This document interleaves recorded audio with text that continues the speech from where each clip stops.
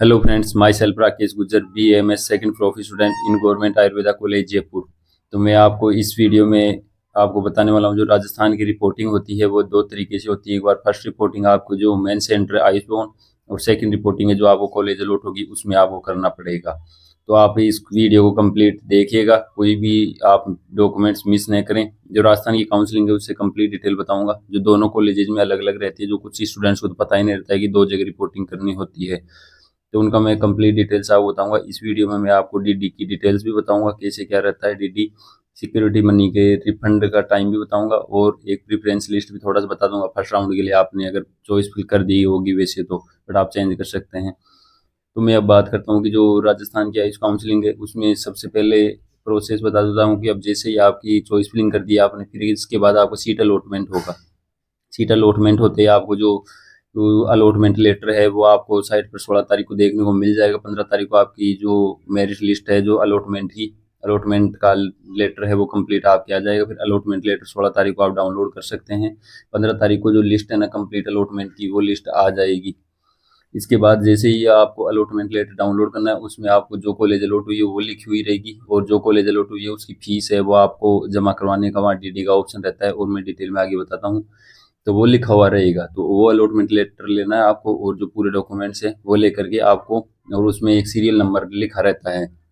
तो serial number के according आपको, जैसे 18, 19, 20, 3 तारीख है उसमें रिपोर्टिंग होगी, तो उसमें जो आपके सीरियल नंबर है उसके अकॉर्डिंग आप आ सकते हो सुविधा के लिए। बट बाई चांस अगर आपका सीरियल नंबर में आगे पीछे हो गया कोई डेट तो भी चल जाता है, वैसे कोई प्रॉब्लम नहीं हो, भीड़ की वजह से की जाती है। तो मैं आपको डिटेल में बताता हूँ कि आपको सबसे पहले, अगर आपको ये वीडियो में इसमें ओनली नेम नेम बताऊंगा, आपको डिटेल में चेक करना है तो आप लेफ्ट साइड कॉर्नर में वीडियो दिखाई दे रहा होगा जो मैं ऑल इंडिया के लिए बनाया था, उसमें कंप्लीट मैंने फोटो के साथ वीडियो बनाया था, बट वहाँ कुछ डॉक्यूमेंट्स में डिफरेंस है, तो आप वो चेक कर सकते हो। अगर आपको डिटेल में चाहिए कि कैसे बनाने डॉक्यूमेंट्स, उसका भी डिटेल वहाँ बता रखा है मैंने। उसके बाद मैं बात करता हूँ कि जो फर्स्ट डॉक्यूमेंट्स है वो नीट 2025 का स्कोर कार्ड है, नीट 2025 का एडमिट कार्ड है, वो आपके पास होगा ही। दोनों ये हो गए। अलॉटमेंट लेटर है जो मैं बताया हूँ कि 16 तारीख को आपको अलॉटमेंट लेटर है वो साइट पर देखने को मिल जाएगा, लॉगिन करने पर आप डाउनलोड कर सकते हैं। उसके बाद है कि मार्कशीट ऑफ 12th, जो भी 12th की मार्कशीट है वो आपको चाहिए। डेट ऑफ बर्थ या फिर 10th इक्विवेलेंट, तो इसमें यह है कि डेट ऑफ बर्थ सर्टिफिकेट की आपकी रिक्वायरमेंट नहीं है, आपके पास 10th मार्कशीट होगी उसमें आपकी डेट ऑफ बर्थ लिखी हुई होगी, तो आपकी कोई दिक्कत नहीं है। अगर डेट ऑफ बर्थ नहीं लिखी हुई है तब आपको रिक्वायरमेंट होगी, या इसके इक्विवेलेंट कोई हो तो जरूरत पड़ सकती है।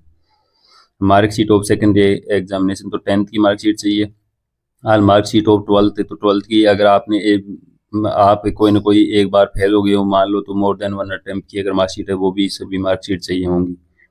इसके बाद 7th नंबर पॉइंट है certificate documents providing your eligibility as selected by you at the time of filling online application form. तो ये जो 7th पॉइंट है इसमें बहुत सारे कंफ्यूजन रहते हैं, तो इसका मतलब कोई मीनिंग नहीं है। आप ये से सोच सकते हो कि 7th पॉइंट है ना, वो डोमिसाइल से रिलेटेड बहुत सारे पॉइंट दे रखे हैं कि आप इन एलिजिबिलिटी को आप डिजर्व करते हो तो आप इसके लिए एलिजिबल हो। तो डोमिसाइल सर्टिफिकेट का मतलब ये यहाँ जो बता रहा है ना मेनली, तो आप डोमिसाइल राजस्थान से, तो आप इस पॉइंट का कोई मतलब नहीं है। नहीं आप कुछ अदर कोई प्रॉब्लम हो तो आप इस पॉइंट के लिए जो इसमें दे रखा है ना इन्फॉर्मेशन बुलेटिन में 1 to 11, वो आप चेक कर सकते हैं। वैसे कोई प्रॉब्लम, डोमिसाइल सर्टिफिकेट ही मान सकते हो, वैसे तो आपके पास है तो कोई प्रॉब्लम नहीं है। उसके बाद जो 8th डॉक्यूमेंट्स रहता है, कॉपी ऑफ फोटो ID, जो भी आपके पास है, आधार कार्ड में बस, या फिर पैन कार्ड वगैरह जो भी 4-5 डॉक्यूमेंट्स दे रखे हैं वो आप चूज कर सकते हैं इसकी जगह, बट आधार कार्ड मैंने आप वो ले आए, कोई दिक्कत नहीं आएगी।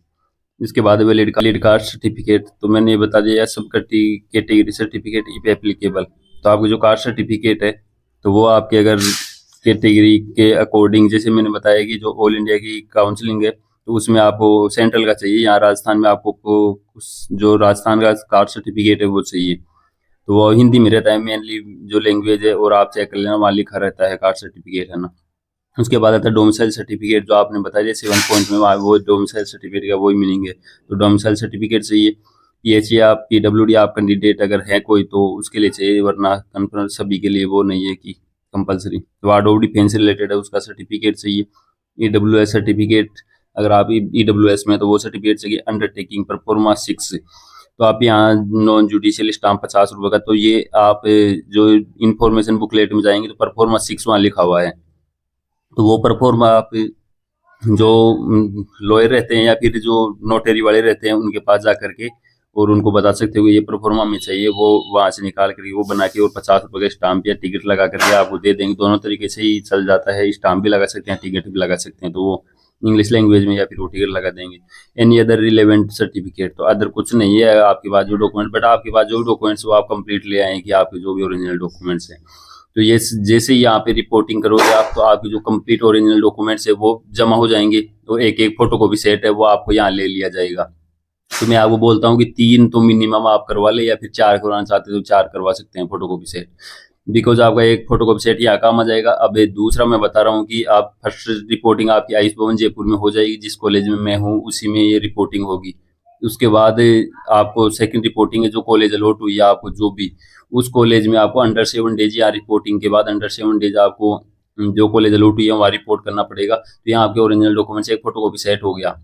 अब जहाँ आप रिपोर्ट करेंगे दूसरी कॉलेज जहाँ मिली है वहाँ भी आपको फोटो कॉपी सेट चाहिएगा ऑलमोस्ट सभी का, और ओरिजिनल कुछ कुछ डॉक्यूमेंट्स है जो यहाँ ओरिजिनल नहीं लेंगे, वहाँ आपको ओरिजिनल डॉक्यूमेंट्स है वो वहाँ यूज होंगे। तो वो आपको मैं अब जो सेकंड रिपोर्टिंग में क्या क्या डॉक्यूमेंट्स चाहिए वो मैं अब आपको बताता हूँ। तो फर्स्टली रिपोर्टिंग हो गई, सेकंड आपको जहाँ कॉलेज अलॉट हुई है वहाँ आपको जाना पड़ेगा। वहाँ आपको चाहिए, जो मैं 2 कॉलेज है जो उनका अलग अलग, कुछ में 1-2 डॉक्यूमेंट्स डिफरेंट रहते हैं। तो उसमें सबसे पहले एप्लीकेशन फॉर्म है, उसकी जो फोटोकॉपी है वो चाहिए कि 10th मार्कशीट की फोटोकॉपी, 12th मार्कशीट की फोटोकॉपी, जाति प्रमाण पत्र फोटोकॉपी, मूल निवास डोमिसाइल सर्टिफिकेट हो गया, आधार कार्ड की फोटोकॉपी, चरित्र प्रमाण पत्र ओरिजिनल। तो जहाँ वहाँ पर नहीं लिया था ना चरित्र, तो यहाँ मांग रहे हैं 2 चरित्र प्रमाण पत्र। हॉस्पिटल, ये मतलब हॉस्पिटल से वही हो गया, ये हेल्थ सर्टिफिकेट टाइप का, या फिर कुछ उससे रिलेटेड कुछ कुछ कॉलेजेस का है। फिर आपको यहाँ पे कोई प्रॉब्लम भी नहीं है। सेकंड रिपोर्टिंग टाइम आपके अगर कोई डॉक्यूमेंट्स रह भी जाता है ना, तो आपके वहाँ पे पेंडिंग डॉक्यूमेंट्स में लिख लिया जाता है। तो वहाँ से पूछ के चले जाओ कि भाई ये मेरे समझ नहीं आ रहा है, ये डॉक्यूमेंट्स मेरे पास नहीं है, तो वो आप पेंडिंग डॉक्यूमेंट्स में लिख लेते हैं। तो वहाँ कोई भी दिक्कत नहीं आती, आपको जो कॉलेज अलॉट होती है वहाँ पे पेंडिंग में रख लेते हैं। फिर जब आप आते कॉलेज में तो आओगे ही बाद में, तो जब तब आकर के वो पेंडिंग डॉक्यूमेंट्स आप जमा करा सकते हैं। फीस रसीद फोटोकॉपी, तो आपने जो कॉलेज की फीस या आयुष भवन में जमा कराओगे ना, तो लास्ट में आपको उसका फीस का रिसिप्ट देखने को दे दी जाएगी। वो आपको जो कॉलेज अलॉट हुई वहाँ आपको देख कर जा करके देना पड़ेगा। एक फोटो हो गई, माइग्रेशन सर्टिफिकेट ओरिजिनल चाहिए, टीसी ओरिजिनल चाहिए। ये डॉक्यूमेंट्स है आपको जो कॉलेज अलॉट हुई है ना, वहीं पे आपको ये जमा करवाने हैं। ये दूसरी जगह के कॉलेज का है, थोड़ा थोड़ा डिफरेंस है इनमें, बस वो ये क्लास कॉलेज अलॉटमेंट लेटर आपको बता ही दिया था वो चाहिए। 10th marksheet, 12th marksheet, NEET marksheet, caste certificate और domicile certificate, migration certificate, transfer certificate, character certificate, challan copy. Challan copy उसी को बोलते हैं जो आपको यहाँ फीस रिसिप्ट दी थी ना, आप यहाँ फर्स्ट रिपोर्टिंग आयुष भवन में कर दिए, उसके बाद आपको यहाँ से एक पेज दिया जाएगा, उसको चालान कॉपी बोलते हैं। तो उसी को आप रखें, या फीस रिसिप्ट बोलते हैं। तो उसको आप ले करके और जो कॉलेज अलॉट है वहाँ जाए, ये जो मैंने डॉक्यूमेंट्स बताए हैं वो आप कंप्लीट ले करके जाएं, आपको कोई भी प्रॉब्लम नहीं आएगी। और कोई, मैं बता रहा हूँ, कोई अगर बाई चांस रह जाता है तो वो पेंडिंग डॉक्यूमेंट्स में रख लेते हैं, बट ये डॉक्यूमेंट्स आपको लेकर के और वहाँ कॉलेज में जाना है। तो इसके बाद में कंप्लीट ये था ना डीडी की डिटेल्स। तो डीडी की जो भी कॉलेज है ना, तो उस कॉलेज के यहाँ पे जो सीट वो फीस स्ट्रक्चर दे रखी है, तो उसके सामने वहाँ आपके डीडी की फेवर ऑफ डीडी का ऑप्शन दे रखा है। तो वहाँ डीडी में आपको जो फीस है वो वहाँ दे रखी है। तो जो जिनकी फीस ज़्यादा है ना, उनमें से तो 25,000 लेस करके और वहाँ सामने दे रखी है, तो उसकी डीडी बनवानी है। और जो बच्चे ऐसे हैं जिनकी फीस कम है 8,000, तो 8,000 वो 8,813 कितनी है, तो उतनी फीस वहाँ सामने दे रखी है। तो सिक्योरिटी मनी है उनकी, वो बाद में रिफंड होगी। तो सिक्योरिटी मनी बाद में रिफंड कब होगी, जब मार्च अप्रैल के आसपास 5-6 महीने बाद है ना, तो वो आपकी सिक्योरिटी मनी है वो रिफंड हो जाएगी उस टाइम।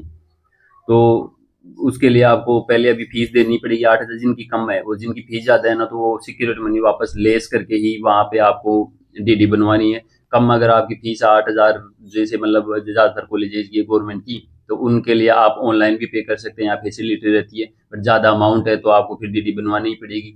डीडी के लिए मैं आपको बता देता हूँ, बैंक में आपको जाना पड़ेगा और उसमें टाइम भी लगता है। तो आपको जैसे अलॉटमेंट हो तो आप जल्दी ही जा करके बैंक में और आप डीडी बनवा ले, ताकि आपको कोई भी प्रॉब्लम का सामना न करना पड़े, तुरंत बन जाए आप, क्योंकि फिर 1-2 दिन का टाइम लगता है। कभी बीच में हॉलीडे आ गई तो प्रॉब्लम हो जाएगी बैंक में, तो आप डीडी बनवा के रख ले।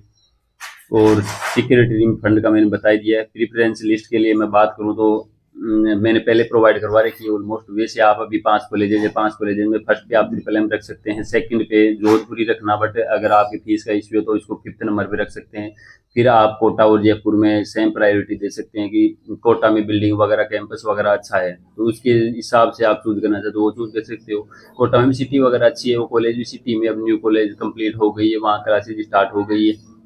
वरना फिर आप जयपुर सिटी की वजह से चूज करना चाह रहे हैं तो आप जयपुर चूज कर सकते हैं, कोई रीजन हो तो। वरना जयपुर में फैसिलिटीज हैं वो वैसे नहीं है, स्पेस भी नहीं है, कैंपस भी नहीं है, क्योंकि आयुष भवन में वहीं पे क्लास लगती है तो वहाँ स्पेस ही नहीं है, काउंसलिंग की वजह से बहुत ही कम स्पेस है। बट आपकी इच्छा है कि आप इसको 3rd नंबर पे रखना चाहते हो या नहीं, या फिर सेकंड पे अगर जोधपुर को 5th पे ले जाते हो तो। उसके बाद आप जो कॉलेज, फिर 4 कॉलेज तो होगी, एक बीकानेर बची है, वो आप सबसे लास्ट में फिल कर लेना। तो मैं आशा करता हूँ कि जो भी ये कंप्लीट इन्फॉर्मेशन दी है वो आपको कंप्लीट समझ आ गई होगी, और मैंने सब कुछ डिटेल में बताने की कोशिश की है। वीडियो की लेंथ बड़ी हो गई होगी, बट आपको कंप्लीट इन्फॉर्मेशन और किसी भी चैनल पर ऐसे देखने को नहीं मिलेगी आपको, कि कॉलेज का भी सेकंड रिपोर्टिंग का तो कि कोई बताते ही नहीं है, सब बच्चे कंफ्यूज ही रहते हैं कि क्या करना होता है, तो इसलिए मैंने ये कंप्लीट प्रोसेस बताया है। तो आप अगर चैनल पे आए तो आपको सभी इन्फॉर्मेशन मिलती रहेगी। तो पहली बार आए हैं तो लाइक कर दीजिएगा वीडियो को, चैनल को सब्सक्राइब कर लीजिएगा। मिलते हैं किसी नेक्स्ट वीडियो में, तब तक के लिए जय हिंद और जय भारत।